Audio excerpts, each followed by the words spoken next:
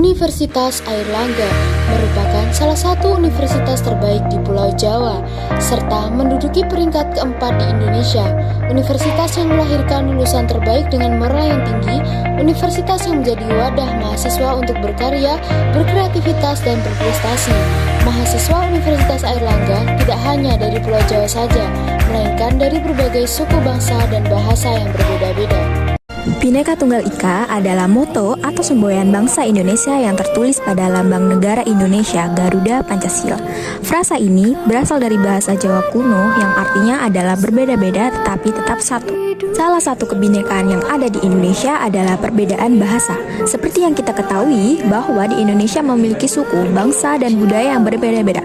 Maka dapat diartikan bahwa budaya di Indonesia memiliki banyak bahasa yang berbeda dan tiap daerah ataupun suku dan budaya mempunyai nenek moyang dan cara adat yang berbeda. Jadi, pada intinya, budaya dan adat di Indonesia bermacam-macam sehingga banyak bahasa yang berbeda. Halo, Assalamualaikum warahmatullahi wabarakatuh. Shalom, Om Swastiastu, Namo Buddhaya, Salam Kebajikan. Di sini kami dari kelompok 7 PDB A8. Di sini proyek kebangsaan kami yaitu bertema kebinekaan. Untuk judul yang kami bawa yaitu permasalahan ragam bahasa di Universitas Airlangga. Saya M. Anissa dari Fakultas Teknologi Maju dan Multidisiplin. Saya Dia Putri Febrianti dari Fakultas Vokasi. Saya Devina Anggraini dari Fakultas Vokasi. Saya Raffi Arya Rahmadi dari Fakultas Ekonomi dan Bisnis. Saya Desia Delia dari Fakultas Sains dan Teknologi.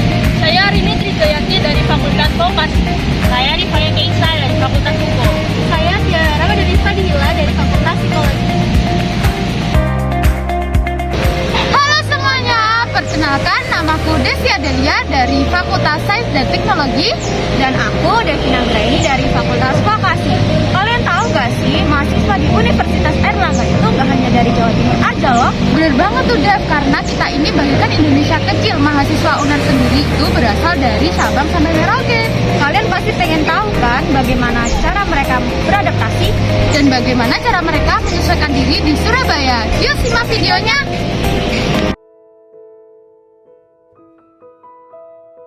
Sebelumnya aku kan dari Jakarta, terus sebelum aku pindah ke sini, aku udah nungguin tuh kayak sehari-hari di Surabaya tuh pakai bahasanya kayak gimana. Terus misalnya pas aku udah pindah ke sini, terus ada kata-kata yang aku bicarain, terus aku nggak tahu, aku tanya ini tuh artinya apa sih? Jadi kayak aku apa ya bisa mencerna apa yang mereka katakan gitu loh.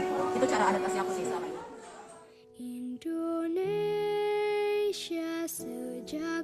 Tidak terlalu ke materinya sih kakak nggak masalah ya, karena kan kadang ada dosen yang suka ngeguyon dulu atau apa melakukan kayak bercandaan dulu atau curhat dulu kan di pertengahan pembelajaran, itu kakak nggak masalah. Cuma kalau dalam materi dosennya tiba-tiba ngomong pakai bahasa Jawa, tentu itu bakal bikin kakak agak sedikit bingung dan sedikit kesal ya.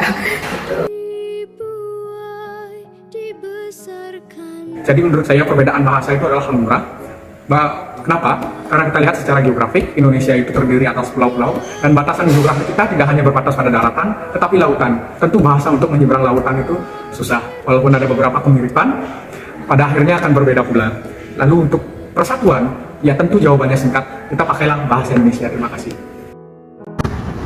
Teman-teman, ngomong kita di sini, ayo kita berdiskusi tentang materi hoax yang tadi disampaikan pada kuliah tadi pagi. Boleh, ayo Vi. Ya nih, aku juga kurang paham tentang perbedaan berita yang asli dan yang bohong itu. Ya, ayo kita berdiskusi. Hai, kalian lagi bahas apaan nih? Hai Ra, kami lagi bahas materi hoax yang tadi nih. Oh, beritanya asik banget nih, aku mau gabung dong. Ayo, boleh. Join. Iya, itu loh perbedaan berita hoax dan faktanya. Menurut kalian gimana? Ya, yang penting kita lihat sumbernya aja gak sih, seperti yang di teori tadi. Jangan gampang percaya sama blog-blog gak jelas. Tapi gini Rin, biasanya kalau gampang membedain hoax itu, yang berita di atas sendiri itu biasanya nggak hoax, sama kamu bisa nyari di sumber-sumber yang terkenal. Oh alah, ngono tapi iya ya aku paham. Kadang berita sing hoax itu malah lebih menarik dari berita sing asli ini. Apa iki apa internet kayak ono Facebook, Instagram, nah itu sing marai berita-berita itu lebih cepat menyebar. Jadi kan aku percaya kalau internet itu mau. Layarin, jadi awalnya itu kudu ini berita hoax apa enggak, dan biasanya berita hoax itu ditambah-tambah yang kayak penulisnya. Walah ngono tapi ya paham Zul. Bentar, kalian tadi ngomong apa sih? Aku sebenarnya nggak paham nih. Iya nih, pakai bahasa Indonesia dong biar kami paham.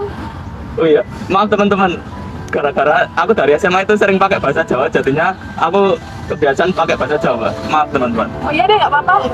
Asal kasih tahu artinya ya. Ya, kita lanjut diskusi aja yuk. Oke. Jadi gini, aku tadi sama Arin itu membahas tentang berita-berita hoax yang sering dia baca. Terus aku memberitahu dia supaya dia itu terhindar dari berita hoax. Ya nih, aku tuh sering melihat berita itu di internet. Terus menarik gitu loh daripada berita yang disampaikan oleh orang-orang. Contohnya ya di Instagram, di internet, Facebook. Itu lebih menarik sih daripada disampaikan oleh orang-orang. Oh gitu. Nah kalau kalian mau pakai bahasa Indonesia kan kita jadi paham. Iya, lain kali kalau kalian mau pakai bahasa Jawa, sekalian kasih tahu artinya dong, biar kami juga sama-sama paham dan belajar kosakata bahasa Jawa. Ya. Oke. Oke, thank you.